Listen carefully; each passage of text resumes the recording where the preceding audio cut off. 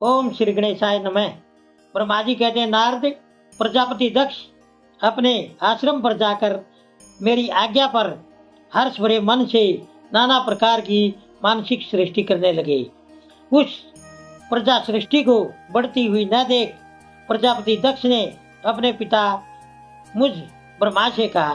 दक्ष बोले, ब्राह्मण, प्रजानाथ, प्रजा बढ़ नहीं रही है। प्रभु, मैंने जितने जीवों की सृष्टि की थी वे सब उतने ही रह गए हैं। प्रजानाथ, मैं क्या करूं? जिस उपाय से ये जीव अपने आप बढ़ने लगे वह मुझे बताइए, तदनुसार मैं प्रजा की सृष्टि करूंगा, इसमें संशय नहीं है। मैंने कहा, तात प्रजापति दक्ष, मेरी उत्तम बात सुनो और उसके अनुसार कार्य करो। सूर श्रेष्ठ भगवान शिव तुम्हारा कल्याण करेंगे। प्रजापति वीरण की जो परम सुंदरी पुत्री अशिक्री है उसे तुम पत्नी रूप से ग्रहण करो। स्त्री के साथ मैथुन धर्म का आश्रय ले तुम इस प्रजाश्रक को बढ़ाओ। अशिकी जैसी कामनी के गर्भ से तुम बहुत सी संतानें उत्पन्न कर सकोगे। उसके बाद मैथुन धर्म से प्रजा की उत्पत्ति करने के उद्देश्य से प्रजापति दक्ष ने मेरी आज्ञा के अनुसार वीरण प्रजापति की पुत्री के साथ विवाह किया। अपनी पत्नी वीरणी के गर्भ से प्रजापति दक्ष ने 10,000 पुत्र उत्पन्न किए जो हर्यश्व कहलाए। मुने वे सब के सब पुत्र समान धर्म का आचरण करने वाले हुए। पिता की भक्ति में तत्पर रहकर वे सदा वैदिक मार्ग पर ही चलते थे। एक समय पिता ने उन्हें प्रजा की सृष्टि करने का आदेश दिया। तब वे सभी दाक्षायण नामधारी पुत्र सृष्टि के उद्देश्य से तपस्या करने के लिए पश्चिम दिशा की ओर गए। वहाँ नारायण सर नामक परम पावन तीर्थ है, जहाँ दिव्य सिंधु नदी और समुद्र का संगम हुआ है। उस तीर्थ जल का ही निकट से स्पर्श करते उनका अंतःकरण शुद्ध एवं ज्ञान से संपन्न हो गया। उनकी आंतरिक मन राशि धुल गई और वे परमहंस धर्म में स्थित हो गई। दक्ष के वे सभी पुत्र पिता के आदेश में बंधे हुए थे, अतः मन को स्थिर करके प्रजा की वृद्धि के लिए वहां तप करने लगे। वे सभी सत्पुरुषों में श्रेष्ठ थे। नारद, जब तुम्हें पता लगा कि हर्षोगण सृष्टि के लिए तपस्या कर रहे हैं, तब भगवान लक्ष्मीपति के हार्दिक अभिप्राय को जानकर तुम स्वयं उनके पास गए और आदर पूर्वक बोले, दक्ष पुत्र, हर्यश्वगण, तुम लोग पृथ्वी का अंत देखे बिना सृष्टि रचना करने के लिए कैसे उद्यत हो गए? ब्रह्मा जी कहते हैं, नारद, हर्यश्व आलस्य से दूर रहने वाले थे और जन्म काल से ही बड़े बुद्धिमान थे। वे सब के सब तुम्हारा कथन सुनकर स्वयं उस पर विचार करने लगे।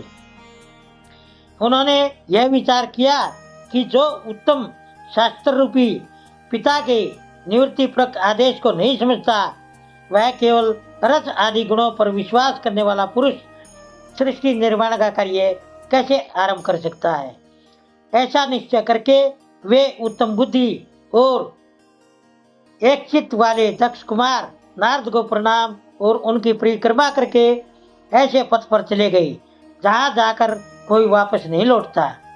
नारद, तुम भगवान शंकर के मन हो और मुने तुम समस्त लोकों में अकेले विचरा करते हो। तुम्हारे मन में कोई विकार नहीं है, क्योंकि तुम सदा महेश्वर की मनोवर्ती के अनुसार ही कार्य करते हो।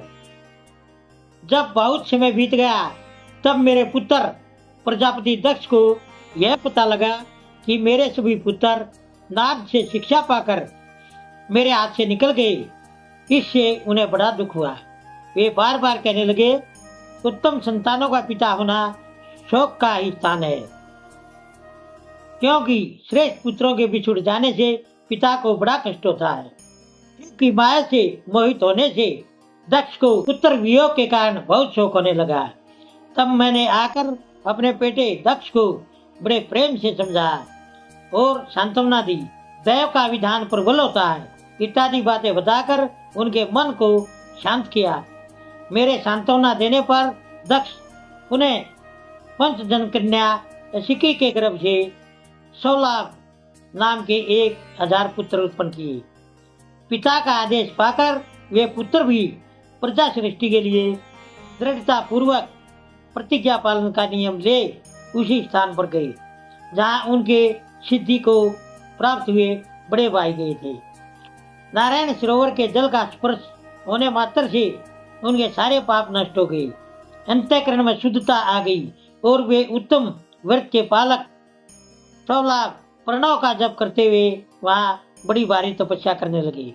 उन्हें प्रजा सृष्टि के लिए उद्यत जान तुम पुनः पहले की ही भांति ईश्वरीय गति का स्मरण करते हुए उनके पास गई और वही बात कहने लगी जो उनके भाइयों से पहले कह चुके थे। मुने, तुम्हारा दर्शन अमोघ है, इसलिए तुमने उनको भी भाइयों का ही मार्ग दिखाया। अतएव वे भाइयों के ही पथ पर उद्रव गति को प्राप्त हुए। उसी समय प्रजापति दक्ष को बहुत से उत्पात दिखाई दिए। इससे मेरे पुत्र दक्ष को बड़ा दुख हुआ और वे मन ही मन दुखी हुए। फिर उन्होंने तुम्हारी ही करतूत से अपने पुत्रों का नाश हुआ सुना। इससे उन्हें बड़ा आश्चर्य हुआ।